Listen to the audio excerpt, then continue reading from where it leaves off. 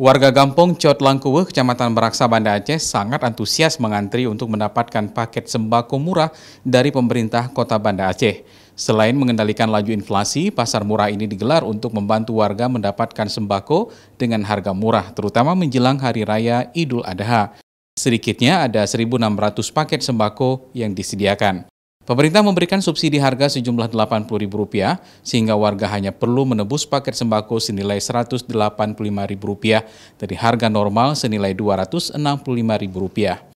Ada beberapa komoditi yang disediakan seperti beras premium 10 kg atau 1 sak dengan harga tebus Rp76.000, minyak goreng 2 liter dengan harga Rp32.000 per kemasan, gula pasir 2 kg seharga Rp25.000, tepung terigu 1 kg dengan harga tebus Rp10.000, serta telur ayam bisa ditebus seharga Rp42.000 per lemping. Pelaksanaan pasar murah ini, pembagian kupon sudah kita berikan sejak setelah selesai sholat subuh tadi. Masyarakat sudah sangat antusias antri di lokasi pasar murah. Tentu kita bisa lihat di sekitar ini bahwasanya masyarakat cukup antusias karena ini juga sangat membantu masyarakat dalam menghadapi Idul Adha. Tentu ini